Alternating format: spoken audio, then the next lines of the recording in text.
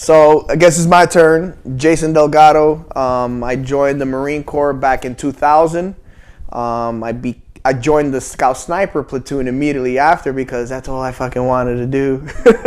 In 2001 and sniper school 2002. So basically my entire career in the military was, damn near being a Scout Sniper. I was in Japan when 9/11 happened. That was crazy, and I was a pig at that time, so we were training hardcore in Japan, and 9/11 happened. So at that moment, we knew, fuck, it was going down. You know, we knew eventually we were going somewhere. We were going to reciprocate some way, shape, or form. So when I got back from Japan, went to sniper school, and when we came back, sure enough, shortly after we deployed to OIF-1. You know, basically we crossed the LD and went straight up from Kuwait into Baghdad, and we took Baghdad. My unit was a unit that took down the statue of Saddam, 3rd Battalion, 4th Marines, and we took Baghdad, and it was crazy. It was a crazy experience to be a Scout Sniper at that time. Like you said, the golden years. It goes back to what you said. Because I consider it the golden years. I don't know what you meant exactly, because we were in at the same time. Like basically the start. No, but that's what I'm saying, and this is why I say that, because to me it was like our life lessons or our TTPs were that of Vietnam, and maybe a little. It was like Vietnam sprinkled with fucking Desert Storm. Yeah. That's what we were learning. That's what we were taught. That was still all the same stuff that we were doing. Like even after there'd been. I mean, I got their initial invasion of Iraq, basically, so then I kind of kicked on after that. Exactly. But the guys were just starting to like, hey, we got to figure out. This is different. This is not what we. This is not what we learned. Change our training. Yeah. We got to change the way that we're like motherfuckers are running around without fucking body armor. Yeah, exactly. You know, and it's like, I'm a sniper. I'm not gonna, it's uncomfortable to shoot, and then. Next thing you know, you see your first IED go off or your first firefight where motherfuckers catch a few into the chest, and now you're just looking, does this fit me right? So, needless to say, that's where I came into the era of sniping. I think it was the golden era where we were shook. We had to shift from one paradigm, to another. Paradigm. Yeah, and so, we had to learn things in an urban setting. We had to learn, big no-nos like rooftops, stuff like that. It was crazy.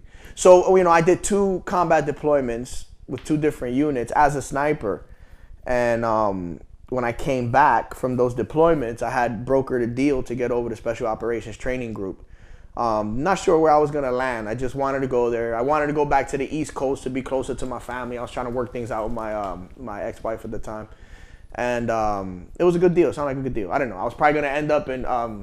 raids or, freaking non-lethals or something, because I'm just a Scout Sniper grunt, you know what I mean? So when I get to SOTG, Special Operations Training Group, 2nd Marine Expeditionary Force, 2nd MEF, so they were in charge of the workups for all the MEUs, the expeditionary units, basically where you got a ship on each major ocean constantly rotating around and responding, able to respond within 24 hours or less to any emergency in the world. So that's what we do. We're that's why we're called a force of readiness, the Marine Corps, because Rangers we're constant. What are Rangers? Response times? 18 hours? Yeah. That's pretty quick. I want to make sure. That's pretty quick. No, that's cool. That's cool, but we still got tanks and ships and shit. You can fly in and be alone all you want. We got an entire army. You know what I mean? We got an entire. We mech'd up, okay, baby. You want to jump in and be out there by yourself on horseback and shit? That's cool, bro. All right? I'm bringing tanks and shit with me. All right. If you ever see me on horseback, bro, come help me. Come help me. Like I'm bullshitting. I don't mean nothing about the horseback, motherfucker. All right, I'm gonna get hate mail. So hey, you gotta do what you gotta do. So, from there, that unit, SOTG 2 MEF, I got there and I was put in charge of the Urban Sniper Program, which was in Special Missions Branch, which is unheard of because I wasn't a reconnaissance Marine. The only guys that run that show are fucking badass recon Marines, And, you know, I got in off of the strength of that's all I've known. And, you know, I've actually operated. I think the question was, I was asked by my master sergeant at that time. I remember I came to do the check-in. And he looks at me, he goes, I'm going to ask you a personal question. You don't have to answer it if you don't want to, but have you killed anybody? You know what I mean? And I'm like, yeah, I killed a few motherfuckers. You know, yeah, I killed a few folks. And he's like, all right, cool. Here's what I'm going to do. I'm going to put you as the lead instructor for the urban sniper course. Wow, nice. Yeah, and he goes, at Special Missions, Brian. He looked at me, he goes, I don't think you understand the opportunity I'm giving you, but I'm going to see how you do, right? Long story short. So I ran through their version of the course, which was my second time running through that course. I did one on the West Coast, and I took over immediately after that. And we went from only running 2 a year to, I think I was doing anywhere from like 4 to 8 to 10, where I would switch up the course into different lengths, like for a week, 2 weeks, 1 week, whatever I could do, and to give whoever was deploying immediately, whatever sniper platoon was deploying immediately, something to impart them with something that I learned. So that's what I did, and then I wound up, you know, getting burned out, man. I got burned out, I was fucking up, drinking like a motherfucker, making terrible decisions, and I got out. And, you know, I had to heal myself, you know, so I became a tattoo artist. You know, that's how you heal, you create things, beautiful things. And